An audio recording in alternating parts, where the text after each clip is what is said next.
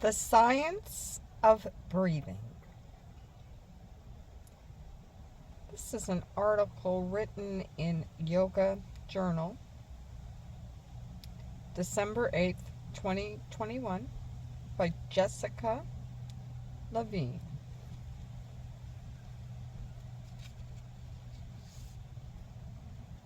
Your body breathes on autopilot, so why worry about how to inhale and exhale when you could be mastering an arm balance?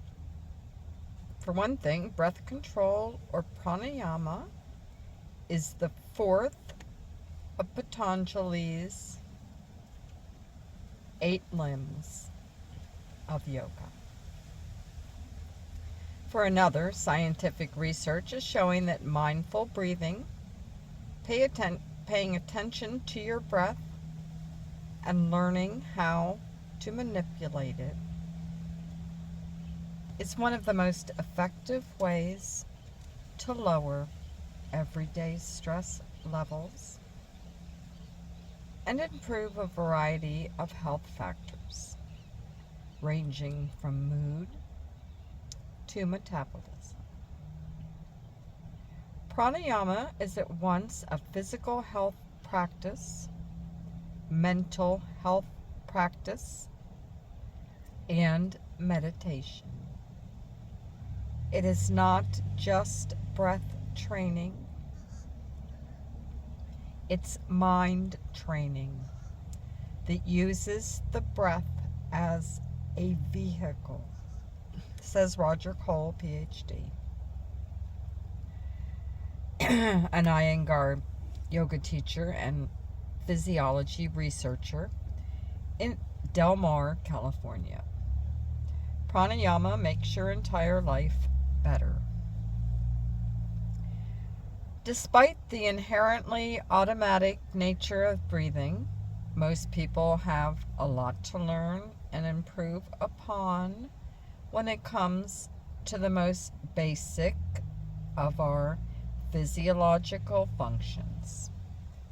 We tend to huff at a fairly quick clip most of the time, anywhere from 14 to 20 breaths per minute is the standard, which is about 3 times faster than the 5 or 6 breaths per minute proven to help you feel your best, says Patricia Kerbark, MD, Assistant Clinical Professor of Psychiatry at New York Medical College and co-author of The Healing Power of the Breath. There's a very direct relationship between breath rate, mood state, and autonomic nervous system state, says Satbar Singh Khalsa, PhD, Assistant Professor of Medicine at Harvard Medical School, who studies yoga and meditation. The autonomic nervous system governs the body's sympathetic, fight or flight, and parasympathetic, rest and restore responses. Dialing functions like heart rate, respiration, and digestion up or down as necessary in response to potential threats. Evolutionary, this worked as a survival mechanism, but today's nonstop barrage of smartphone pings, emails, and news updates also trips the body's alarms, and often. We've long known that breath shapes in response to emotion. When people get panicky and anxious, their breath becomes shallow and rapid, says Khalsa. But we now know from a number of really good studies that actively changing the breath rate can actively change autonomic function and mood state. Here's how researchers think it works. which each breath, millions of sensory receptors in the respiratory system send signals via the vagus nerve to the brain stem. Fast breathing pings the brain at a higher rate, triggering it to activate the sympathetic nervous system, turning up stress hormones, heart rate, blood pressure, muscle tension, sweat production, and anxiety. On the other hand, slowing your breathing induces the parasympathetic response, dialing down all the above as it turns up relaxation, calm, and mental clarity. Ready to tap into the power of pranayama and teach you how the ins and outs of O2 and CO2 so you can improve daily breathing both on and off the mat.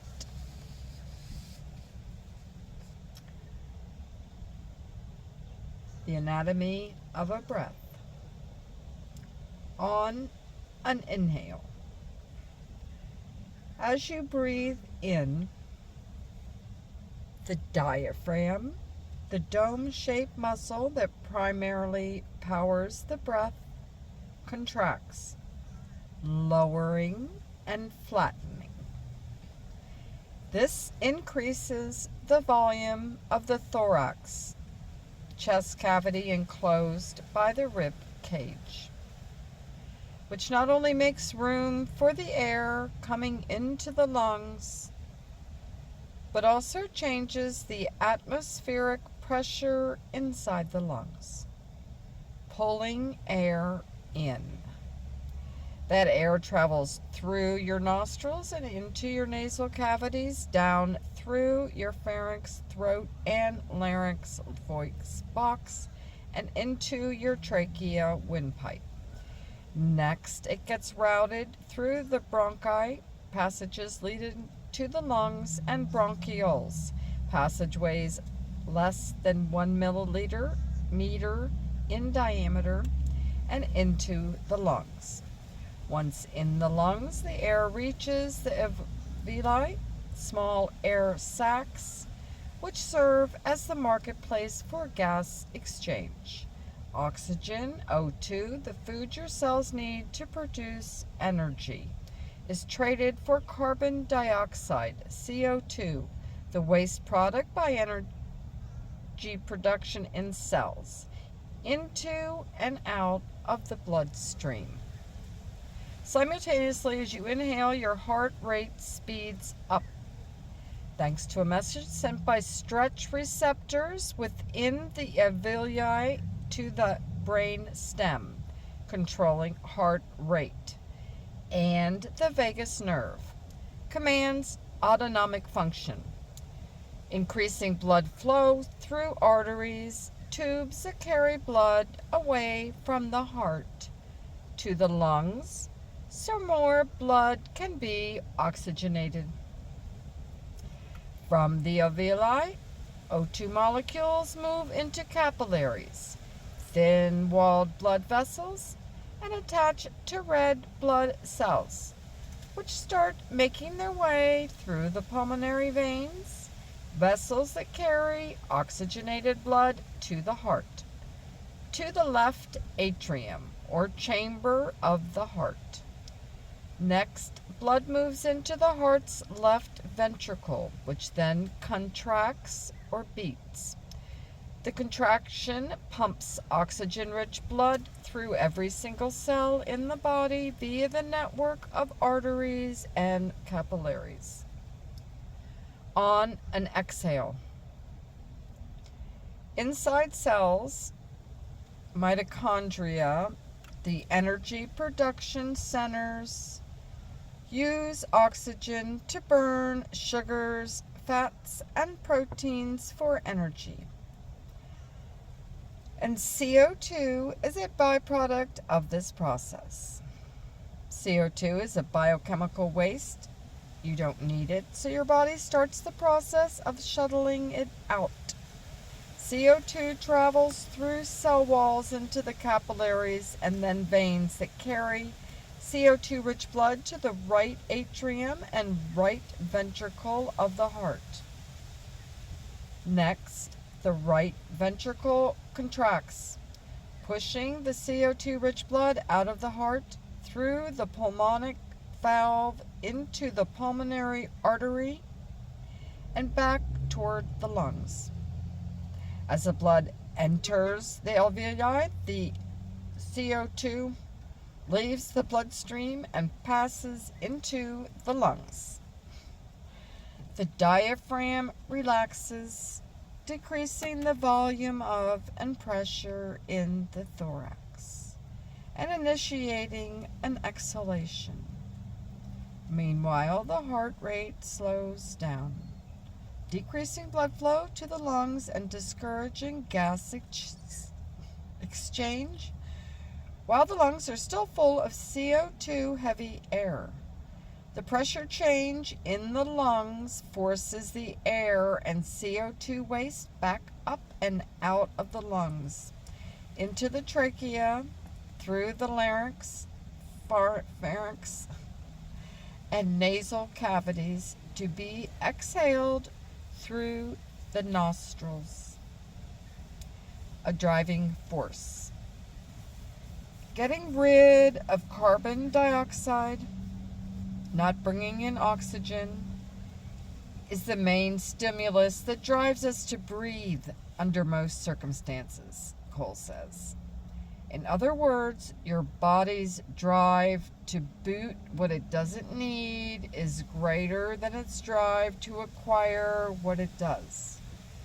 This is because too much CO2 makes the blood more acidic, which can impair the function of all of your body's cells. Your brainstem is finely tuned to maintain the pH of the blood. So when the pH skews more acidic, it triggers the stress response and sends an urgent message to the diaphragm to initiate a breath to bring in more O2 and rebalance the blood.